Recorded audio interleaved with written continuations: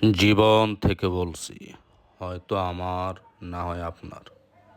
মানুষ তার জীবনের একটি বড় অংশ অপেক্ষা করে কাটিয়ে দেয়।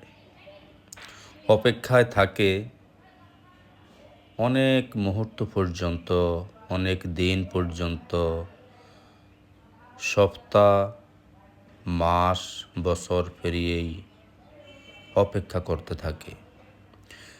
জীবনের জন্য অপেক্ষা, জীবন পেলে মৃত্যুর জন্য অপেক্ষা, উপেক্ষার জন্য অপেক্ষা, অপেক্ষার জন্য অপেক্ষা, আক্ষেপের জন্য অপেক্ষা। ভোরের সূর্য উঠলে দুপুরের সূর্য, বিকেল গড়িয়ে সন্ধ্যার অপেক্ষা, সন্ধ্যা ঘনালে রাত নামার জন্য অপেক্ষা, গভীর রাতের ঘনত্ব বাড়লে আবার ভোরের জন্য অপেক্ষা। ভোরের পাখির কিচিরমিচির শুনলে মানুষ তখন একাকিত্বের হাঁফ ছেড়ে বেঁচে থাকার জন্য অপেক্ষা।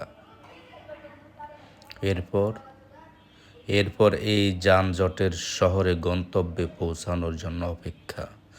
পৌঁছে গেলে ঘরে ফেরার অপেক্ষা। ঘরে ফিরে মানুষ অপেক্ষার ছলে একটুখানি প্রশান্তির খোঁজ করে। সেও দীর্ঘ অপেক্ষা। রাতের আকাশের চাঁদ, চাঁদের পাশের ধ্রুবতারা, দিনের সূর্য, নক্ষত্র, চন্দ্রের গ্রহণ, সূর্যের গ্রহণ, আকাশ, অবকাশ, নীরবে থাকা মহাকাশ, ধ্রুবতারার পাশে জল জল করে জ্বলতে থাকা এক টুকরো নিমের ডাল, সে ডালের পাতা সবাই অপেক্ষা করে থাকে।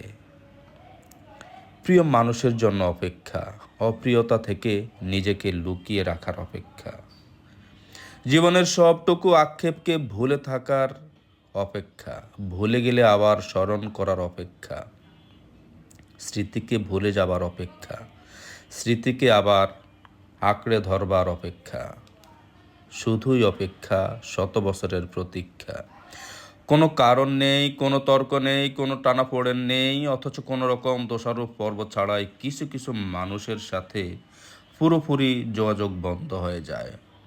অনেক দিন পর হুট করে সেসব মানুষের কথা মনে পড়লেও কোনো এক অজানা কারণে আর যোগাযোগ করতে ইচ্ছে হয় না।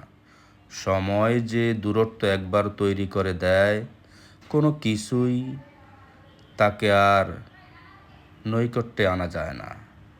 সময়ের সৃষ্টি করে দেওয়া শূন্যস্থান বড্ড ভয়ঙ্কর, যা